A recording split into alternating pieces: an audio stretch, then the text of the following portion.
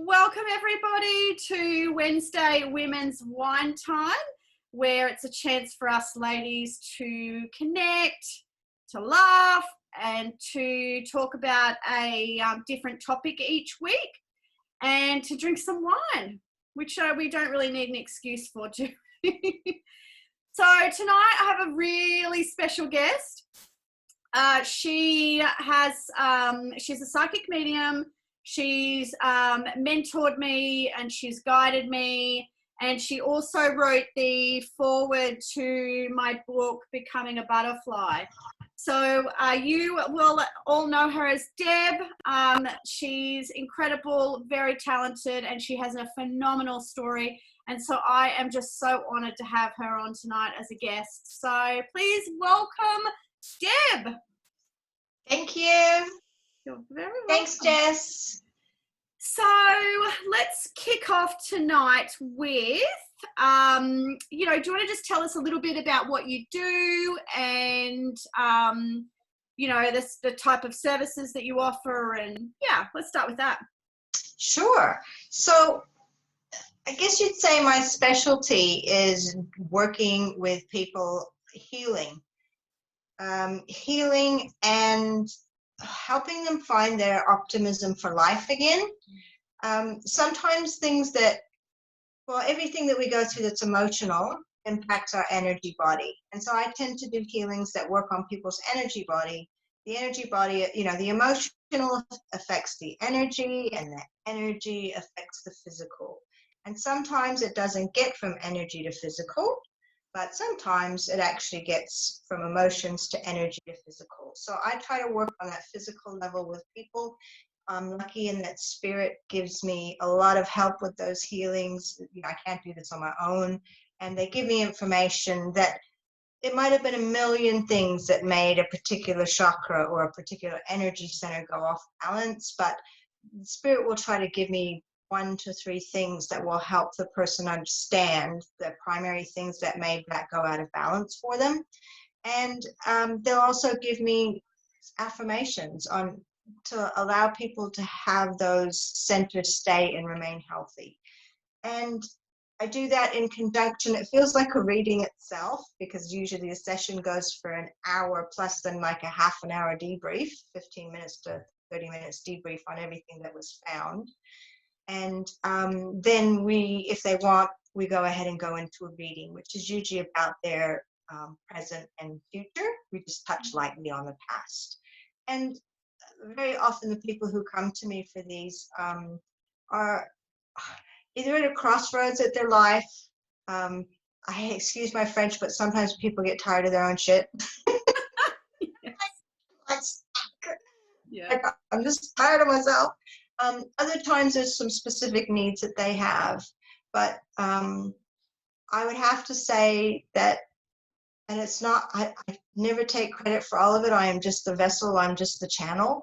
But what's really lovely is to see them leave much more optimistic than they started, and to have them tell me that their energy shifted within themselves, and they're doing better after having seen me. Sometimes it's about finding their life purpose and getting themselves back on track too.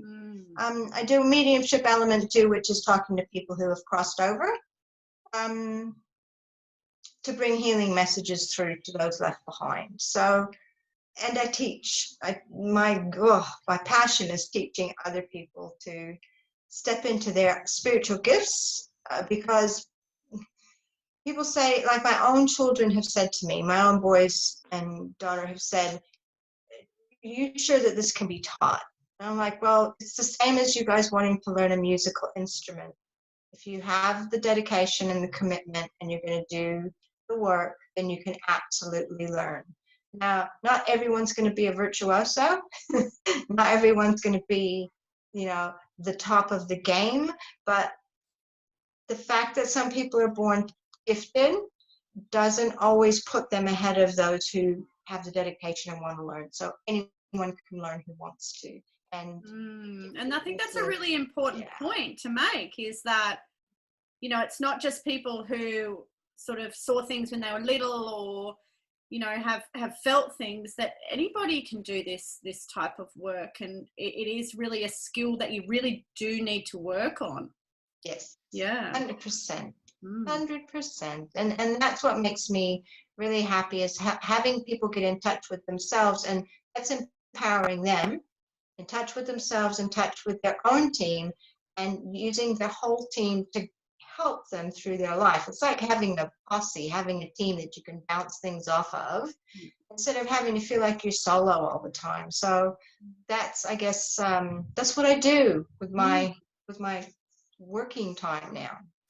But it wasn't always that way, was it, Deb? No.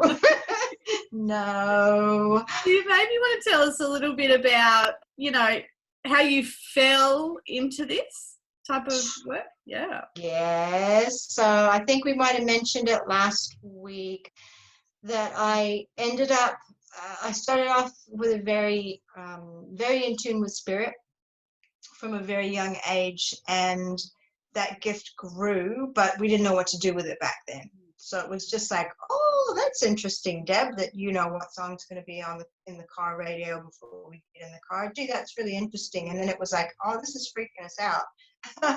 And did you come from a spiritual family though? No. Okay. No. Yeah. So yeah, they were very traditional, and yeah, they just didn't know what to do with me, and we didn't have the online world, we didn't have the internet then, so they just weren't quite sure. I didn't really get to develop my, like, understand and know what was going on until I was about 18 or 19, when I found my first mentor, and then that was only for like a 6-month period that he was available and accessible to me. And I moved away, and I didn't find anybody again to mentor me for 20 years. So wow.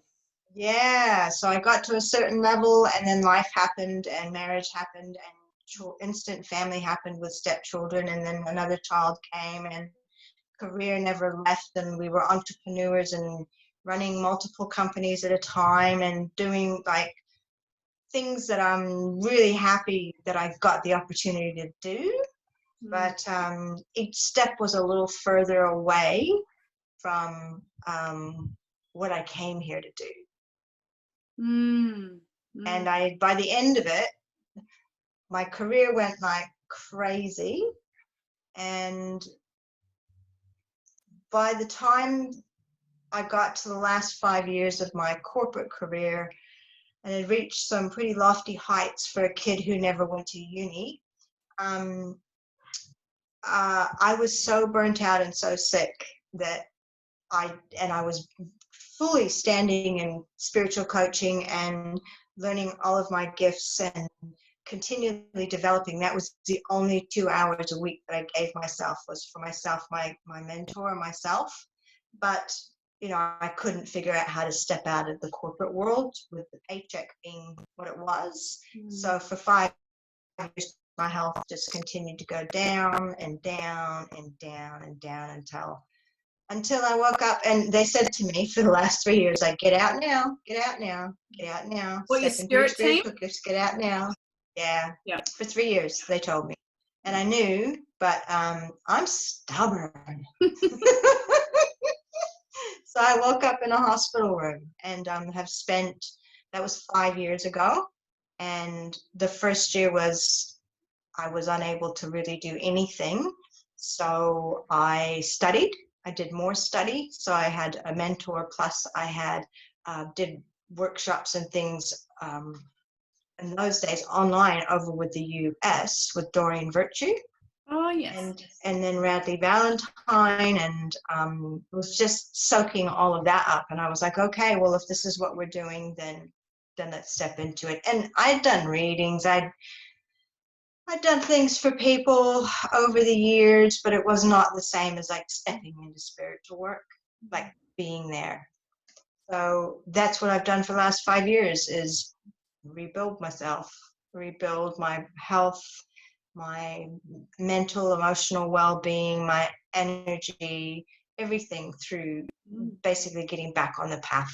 And your career as well. I mean, you had to step out of that, so you've had to build that up as well.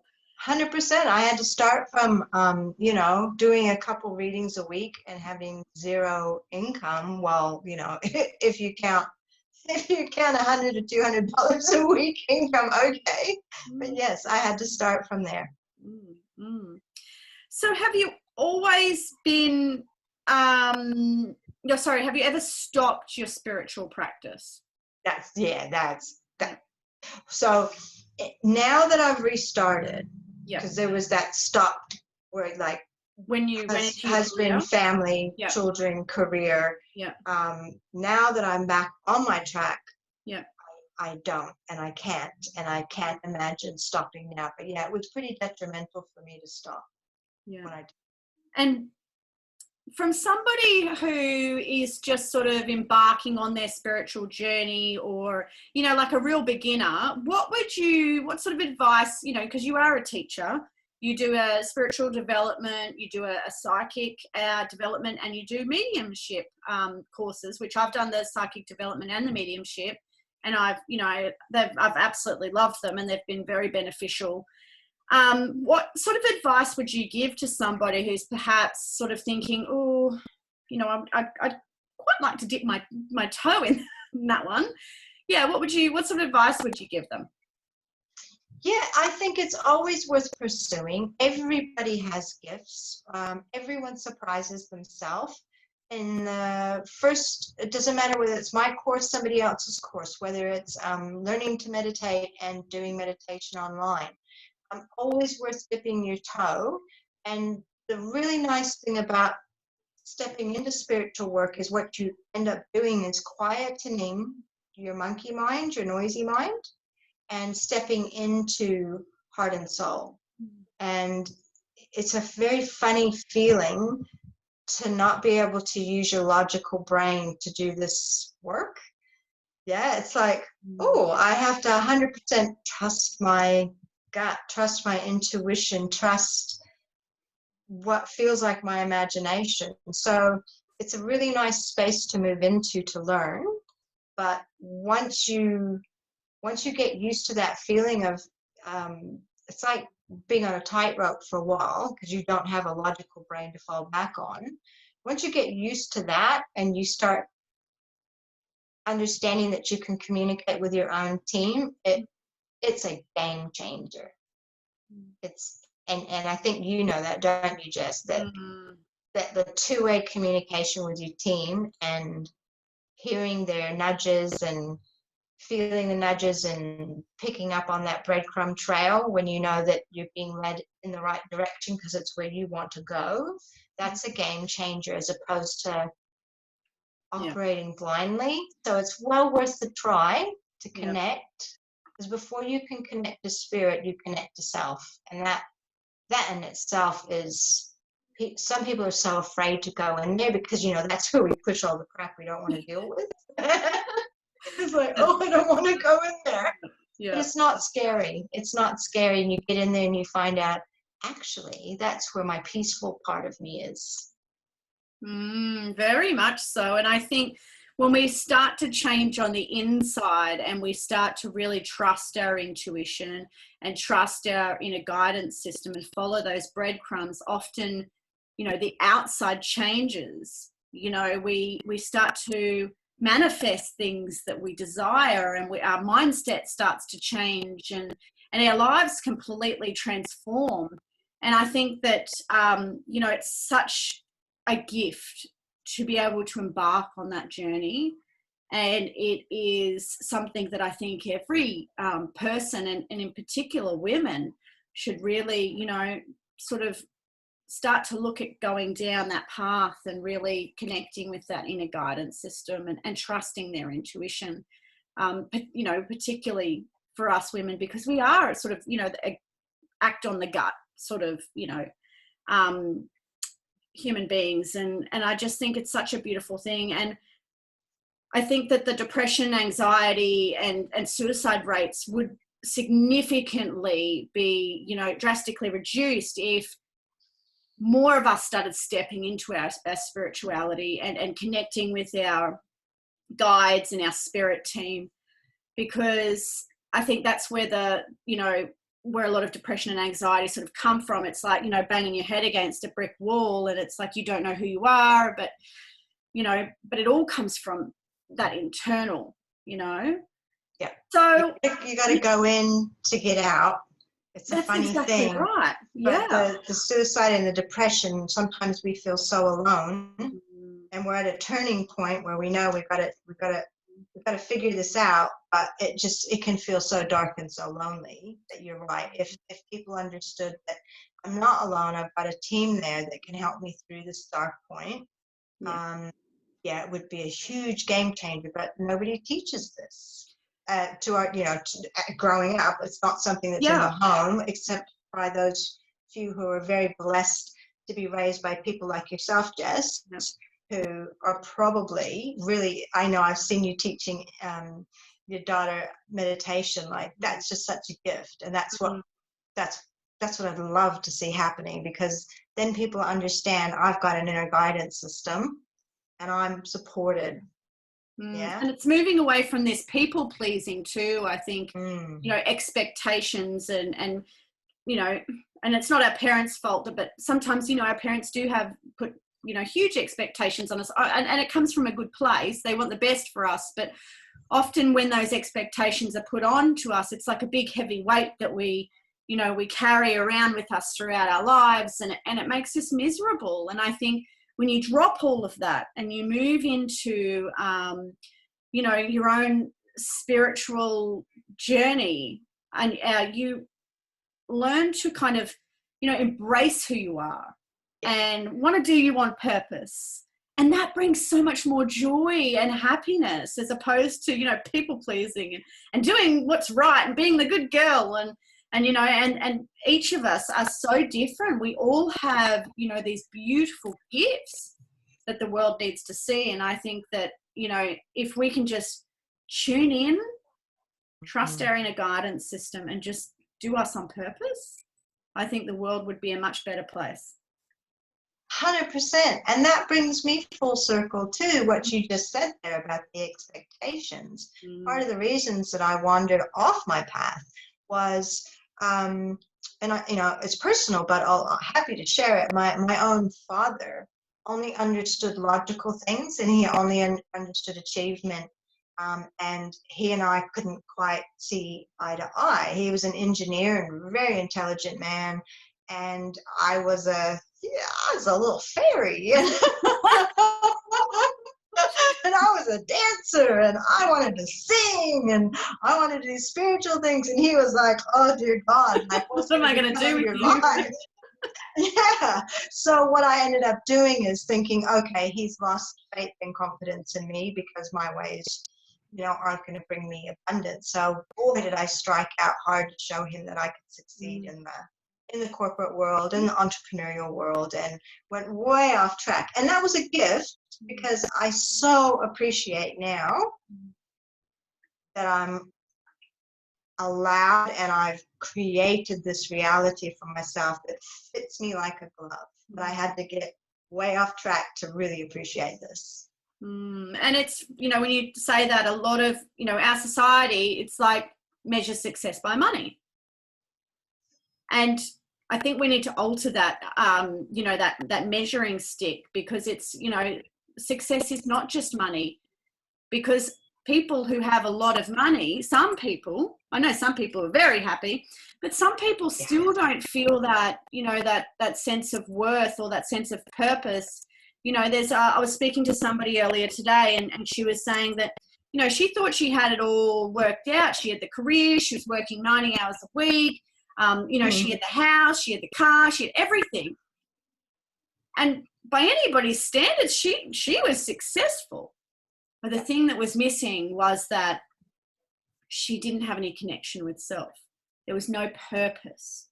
You know, we all derive such a sense of, just gratitude when we help people. And she didn't have any of that. And so I think, you know, in going through life, it's important. And I think it's changing slowly, but measuring success, I don't think we can measure success just by money anymore. And society is changing in that. And I think that's a beautiful thing. But don't get me wrong, money is important. and we should be, you know, receiving for, you know, monetary, you know, that exchange. I mean, you talk about that, and maybe you can elaborate on that, that exchange. You know, money's not a bad thing, you know, when you're doing spiritual work. It's not. It's an exchange. Just. Yeah. It is. And oh, wow, that's a real theme you've hit on, that I'm just seeing come up over and over and over again for women particularly. I thought it was only women. I have had a couple of men demonstrate that as well, that we, like you talk about people pleasing and wanting to give, that we actually don't have that balance all the time of learning to receive. And receiving money in exchange for our efforts are just energy, and money is just energy. So we need to learn to be really willing to receive before we can be fully open to receiving abundance. And that's just not receiving money. But I always talk to people about, like, it's like when you go to the, not that you see real people anymore, but, you know, when you used to go to the bank, you go to the grocery store, somewhere that you're going to get customer service, and you rock up to the counter, and many of us, we put on our best face and we go, hello, how are you today? And we're trying to put our best foot forward, yeah, because we feel like, well, you know, this is programmed. We're going to be judged on how we present ourselves, and do we show up cheerful? And rather than expecting to receive, if the server or the customer service person is rude to us or a little bit whatever, we just kind of go, oh, maybe we need to cheer them up. Instead, it should go something like this. I'm going to present myself. I'm going to have a very open face to you. And in my mind, I'm going to think, I'm willing to share some of my sunshine with you today. But, you know, their job is to give you sunshine first. Yeah. We need to be open to receiving that. Like, this is going to be an even exchange. And if we get there and we say hello because they might be having a bad day, and we give out our sunshine first and they're still not receptive, rather than us thinking, oh, we need to dance more, we should be going, okay, energy exchange is not happening here. That's fine. I've given, I'll pull back. But so often we go in there and we're just all about us giving, and we don't even think about that, oh yeah, this needs to be an even exchange. It's the simplest little thing, but it just, watch yourself next time you go into a customer service area. What's your natural go-to? And if your natural go-to is waiting for them to serve and help you, then you're doing well, because it means you're open to receiving. And I think you've raised a really important topic there in receiving, and it is something that I have been working on really hard for the past year. I didn't realize that I really had such an issue with receiving. Like, you know, it was more of a subconscious thing. And I, you know, if somebody offered me something, a compliment or money, or, you know, they offered to pay for something at the shops, I was like, no, I'm more than capable. Or, you know, if it was a compliment, oh no, don't be silly. I'm this or I'm that. And learning to receive is such a valuable and, you know, it's something that we all need to really look at in ourselves. And so maybe I can put that out to the group. You know, if, you know, how do you receive? And, well, do you receive? And how do you receive? Or do you have an example of something that you've received? Perhaps I might start with you, Cara. Well, it's an interesting topic, I think, and not something I really reflect on, but it's funny, like I was doing some meditations a couple of years ago, and part of it was, there was part of it went to receiving, and I always really, really struggled with that part. It was just like, oh, it was always like a wall went up. So I know the issue's there. It's not, I'm not like I'm unaware of it, but it's definitely there, and I can't say that I'm actively, I do and I don't. I mean, I always, when I do a meditation, I always say I'm open to receiving in my own self-guided meditation I've made up. But I don't know that it's enough, to be honest, because it's not something I'm consciously practicing. And like many women, I think we have a habit of taking less. So for me, quite often that shows up in my marriage, where hubby will spend more money than I think we should be spending. and then I spend less on myself because we've already spent too much. You're So there is that imbalance where instead of me going, okay, well, I should have the same amount of money, I just don't. I just get less. And that's a really common thing. I mean, even with child rearing, most of us give a lot more, in the time child rearing, doing the washing and the cleaning and the cooking and the nappies and the sleep time, the breastfeeding, we give a lot more than we probably, than we receive. So I think it's really important for us. And I think that comes down to, it brings it back down to self-care as well in that sense, which is really important. Jenna, have you ever, can you give me an example of how you've received? Oh, shit. I'll say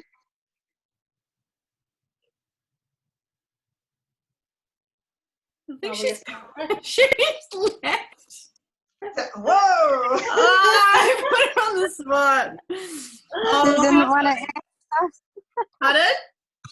She didn't want to answer. She messaged me before.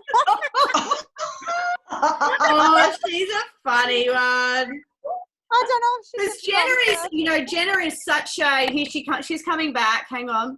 Jenna's such a, I'll just admit her back. Jenna is such a giver. Yeah. She just gives and gives and gives and gives and gives. And, You ran off, Jenna. Yeah. sorry, I don't know where I went. Oh, Jenna. I'm working on it too. I find it really difficult to receive as well. Yesterday I was at the post office and Indy wanted a lollipop and I was like, she really helped me out yesterday. And I was like, yeah, sure, you can have a lollipop. But the line was really huge and the lady, a couple of people in front of me said, I'll pay for it. She's a little doll, I'll pay for it. I was like, no, it's 60 cents. I've got this. But then I was like, you know what? How amazing to, I needed to give her that feeling of being able to help somebody. And I think that's an important thing to remember when we receive. It's such a great gift that we give to the other person as well. You nailed it, Jess. You nailed it. That's like one of the ways that I help people who really are grappling with being able to receive. I'm like, well, this thing happened recently. I just have to share it. And I so want to hear from Jenna, but there's this beautiful woman who's in all the groups, and she's just a love, and everyone loves her, and everyone wants to meet her at the conferences of all the female entrepreneurial stuff. She's just a gem. She's a beautiful, beautiful energy. But she posted this thing the other day, and it was about, well, I'm not sure how I quite feel. I'm just putting it out there about, people getting this job keeper when they've never earned that much usually. And I don't know that I like that. And I don't know this. And I'm not sure how I feel. I think, we're going to have to be paying those taxes back. And it's not really sitting right with me that people who don't earn that much are getting $750 a week now. And she just floated it out there to the group. And I thought, well, this is going to be interesting to see how people respond.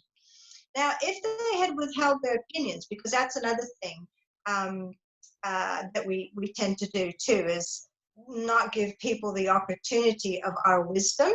Yeah. And the people that chimed in, it was fabulous, because by offering their opinions in such a gentle way, they expanded her heart and her way of thinking. Like one chimed in and said, well, I understand what you're saying, but I'm seeing what the government's trying to do. And they're trying to give people money to jumpstart the economy. And the people who are going to spend that money are the people who have had so little and need so much. So this is a great opportunity to get some of the things that they need. Then somebody else chimed in and said, well, if we look at it this way, suicide rates, depression rates are so high at the moment. Everyone's doing it tough, especially those who are in need. So to have this gift, like I feel like it's really worth giving. And I watched all of these people gently chime in, and it just expanded her way of thinking. Yeah.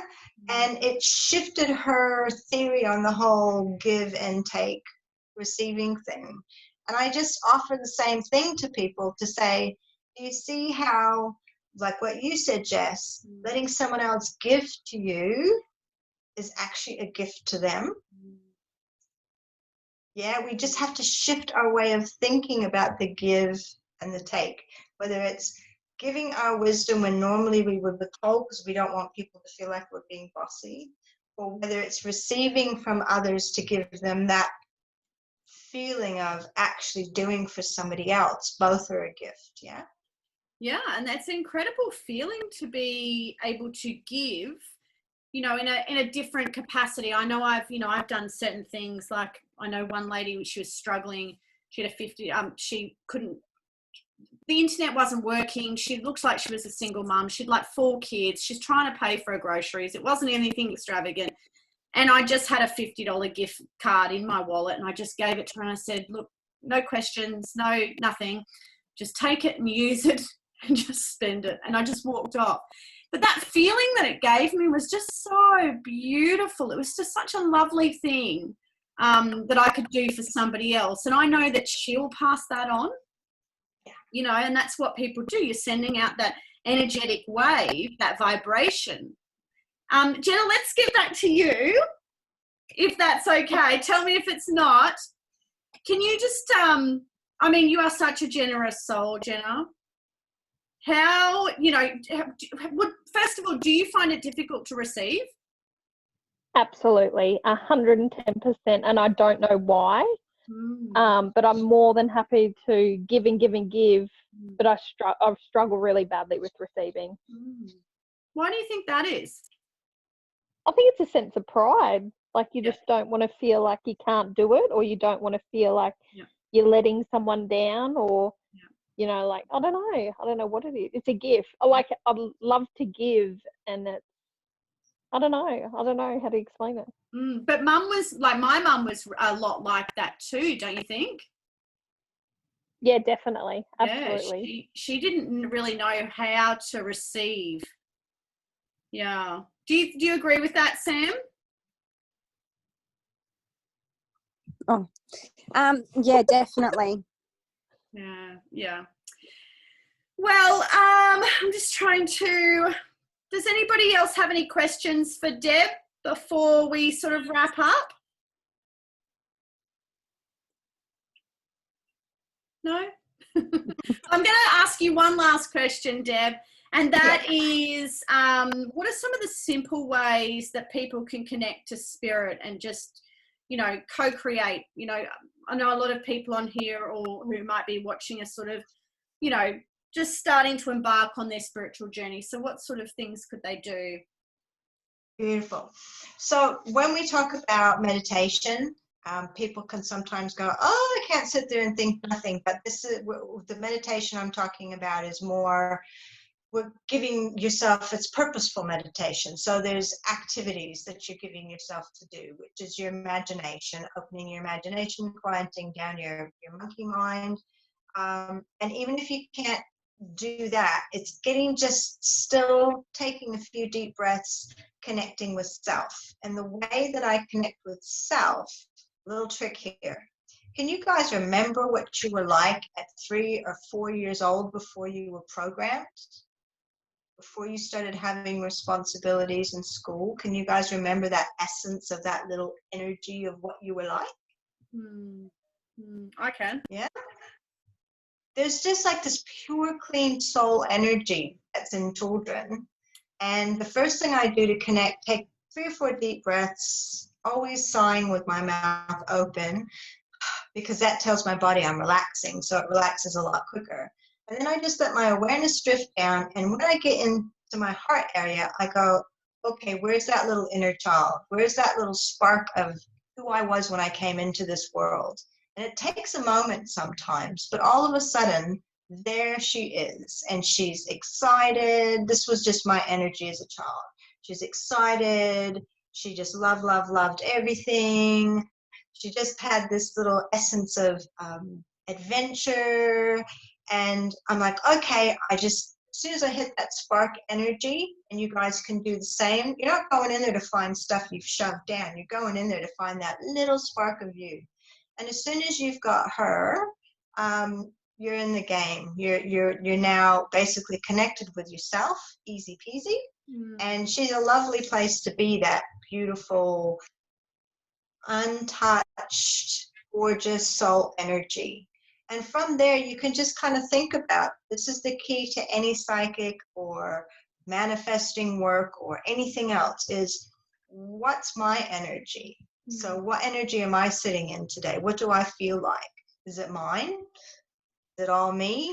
In the morning, it's probably all you. If you try to do this in the evening, you've probably taken on whether your kids' energy or the people where you've been at the shopping center or whatever. So getting back to your own energy is a really nice thing, yeah?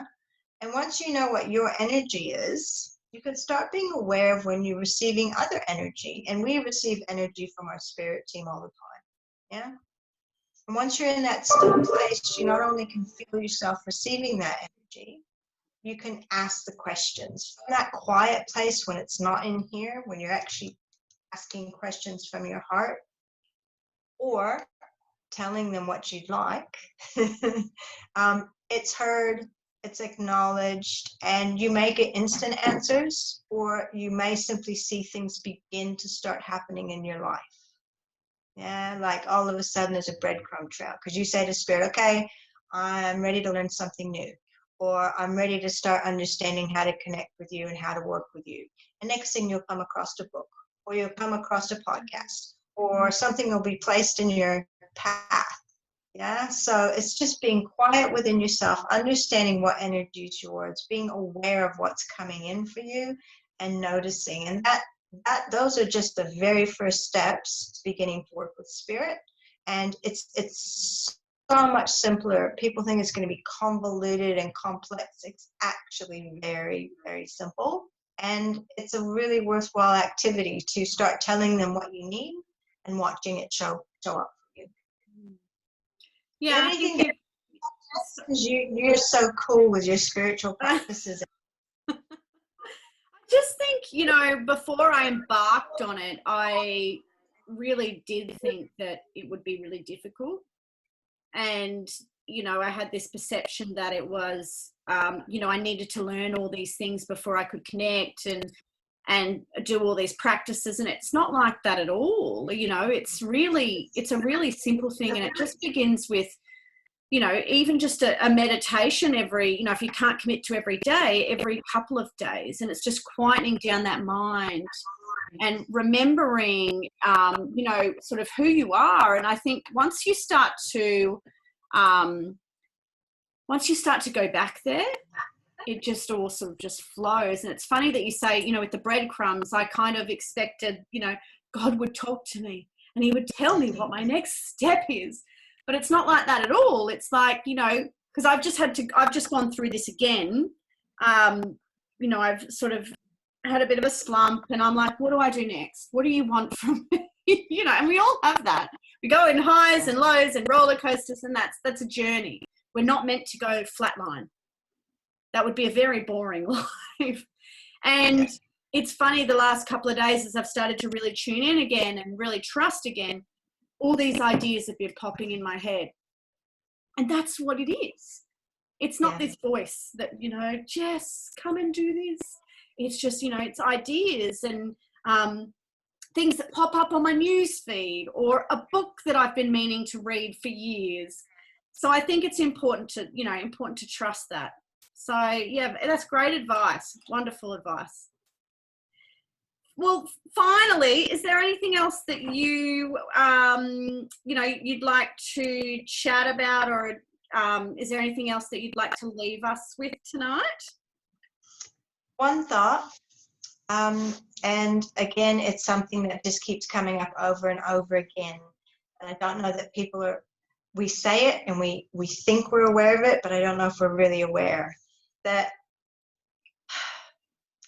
we are, every moment, every thought, we are creating our experience of life with every thought and every moment.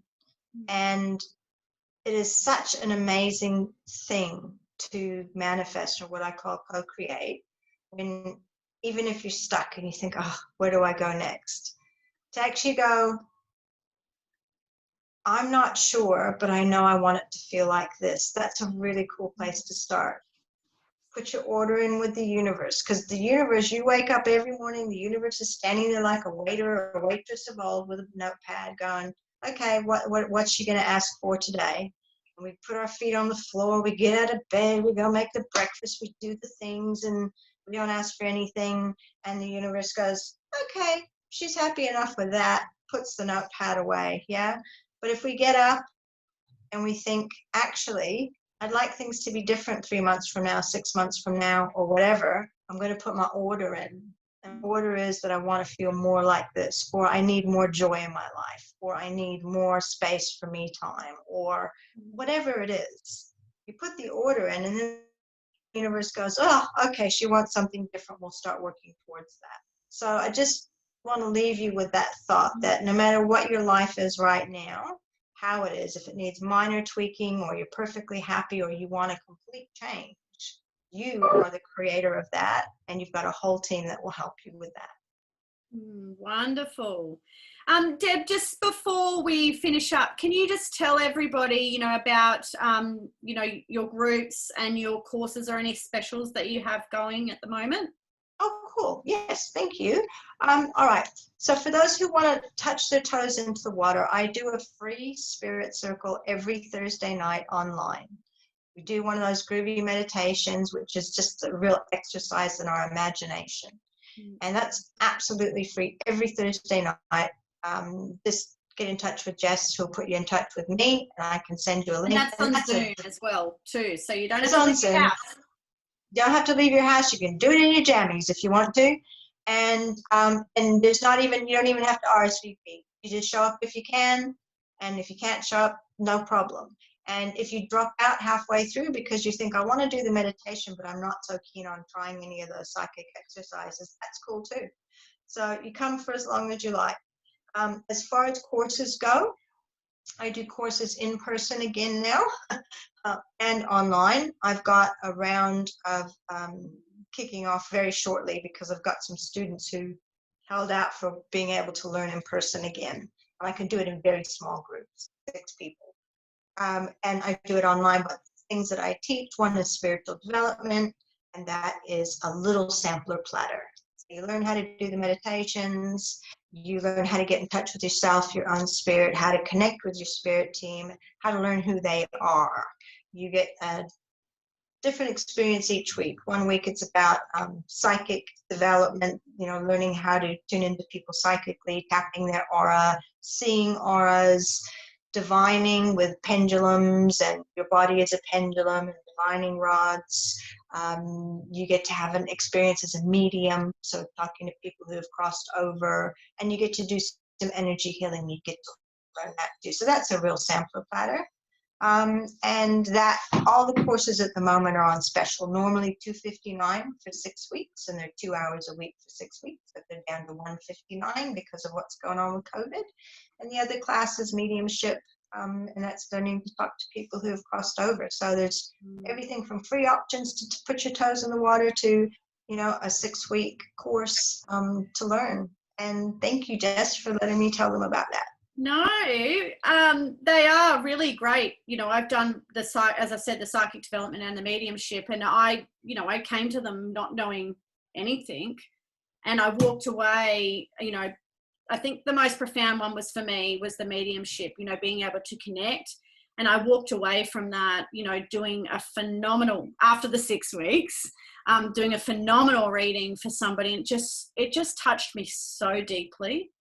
And I know that altered her course as well. So it was just such a beautiful thing to learn. And even though, I'm not out there being a medium or anything, I just love having that gift. Yeah. To be able to connect, when I need to.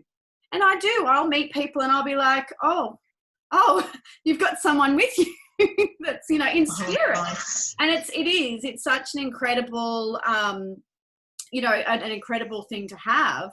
And in terms of psychic development, that course really, the thing that I loved about that course was obviously, you know, being able to, you know, a lot of us, you know, dabble in oracle cards, but psychic development was really going a lot deeper than that and not just relying on the little book. Yeah. It was really tuning in and understanding, you know, why am I seeing certain things in a card for this particular person? So if it's something that you sort of are called to do, or it interests you, or you've got this little niggle, I would definitely recommend it. And Deb is very gentle.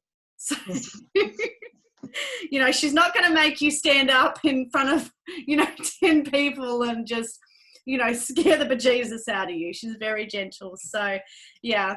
Deb, thank you so much for being my guest tonight. You know that, you know, I truly look up to you. I'm so grateful for everything that you've done, and all of the, you know, the things that you've taught me in life, and, you know, the mentorship and the guidance, and you've truly changed my life. And I'm so grateful to be blessed, to be, you know, to be on this planet with you and to connect with you. So thank you so much. Thank you, Jess. And you know, I appreciate everything about you, love the family, love watching your journey, and you're going places, girl.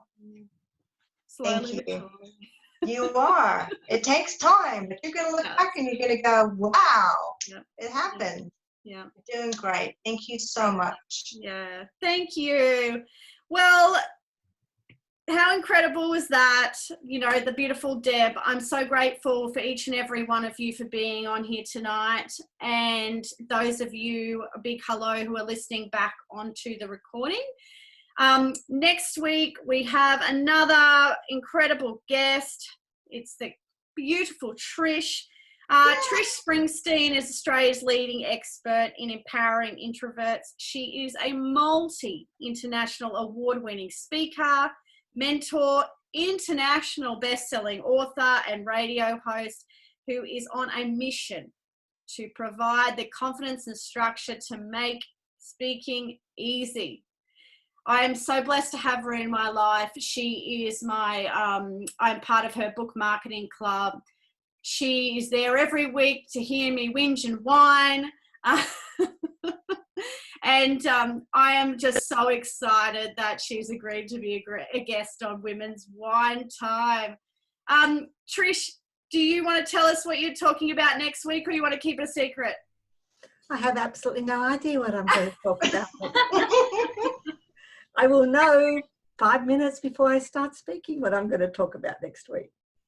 No, it'll be around getting known, being seen, leveraging, repurposing, being who you are, whatever comes up.